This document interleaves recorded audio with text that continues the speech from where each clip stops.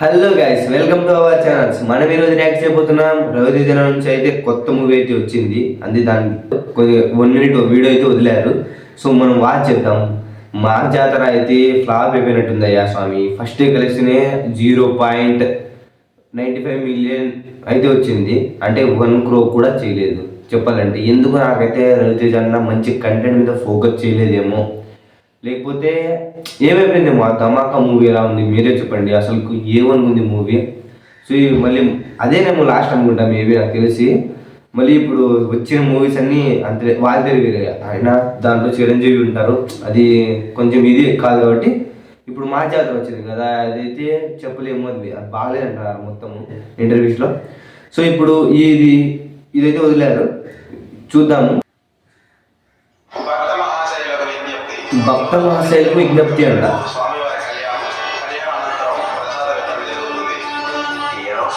చాలా మంది చాలా సందర్భం. ఇప్పుడు నాకు ఇది ఎందుకు గుర్తొచ్చిందంటే, నా జీవితంలోనే సమాధానం కోసం చాలా ఆలోచించాను. గూగుల్, AI, ChatGPT, Gemini అన్నిటిని అడిగాను. మేబీ వాటికి పెళ్లి కాకపోవడం వల్ల వాటికి పెళ్లి కాదంట. అనుభవం ఉన్న ముఖాలని, ముఖ్యంగా మొగుళ్ళని అడిగాను. ఆశ్చర్యపోయేది తప్ప ఆన్సర్ మాత్రం లేకపోయింది. కిషోర్ కూడా నాకు ఈ ప్రశ్న మిమ్మల్ని ఏ ఆడవాళ్ళు అడగకూడదని నా సామ్యంలో ఉన్న హీరోయిన్ కూడా ఉంది దీంట్లో. కోరుకుంటూ మీ ఈ రామసతన ఎలా చెప్పేది ఏంటంటే, భర్త మహాశైలకు అగినంతి. చెప్పు కూడా చూడండి. భక్త మహాశైలకు విజ్ఞప్తి. సంక్రాంతి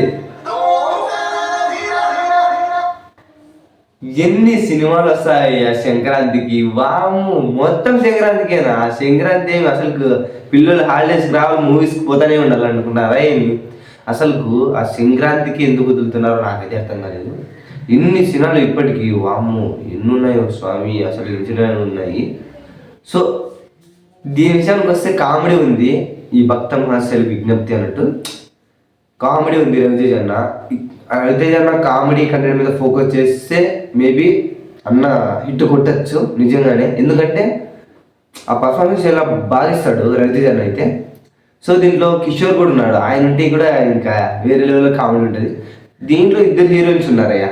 ఒకటి నా సామిరంగా మూవీలో ఉన్నట్టు, ఇంకోరు ఎవరో నాకైతే గుర్తుకు లేదు. సో మీరు ఖచ్చితంగా కామెంట్ అనండి దానికైతే. సో ఇదైతే ఈ వీడియో వచ్చేసి బాగుంది, నిజం చెప్పాలంటే బాగుంది. అంటే కామెడీగా నాకైతే బాగుంది. సో ఇదైనా హిట్ కొట్టాలా రవితేజ అన్న నేను కోరుకుంటున్నాను. ఎన్ని మూవీస్ అయిపోయినాయి రవితేజ నుంచి హిట్ కొట్టుకోకుండా. ఎందుకు అట్లా అయిపోతున్నారేమో. కంటెంట్ మీద ఫోకస్ చేయండి అన్న. నా వీడియో కింద చూస్తే మీరు ఖచ్చితంగా కంటెంట్ మీద ఫోకస్ చేయి, నిజంగా అని చెప్తున్నాను. దాని మీద ఫోకస్ చేస్తే మాత్రం వేరే లెవెల్లో చేస్తాడు రవితేజ అన్న అయినా. సో ఈ వీడియో గురించి వస్తే బాగుంది కదా. సో మీరేమనుకున్నారు ఖచ్చితంగా కామెంట్ రాయండి.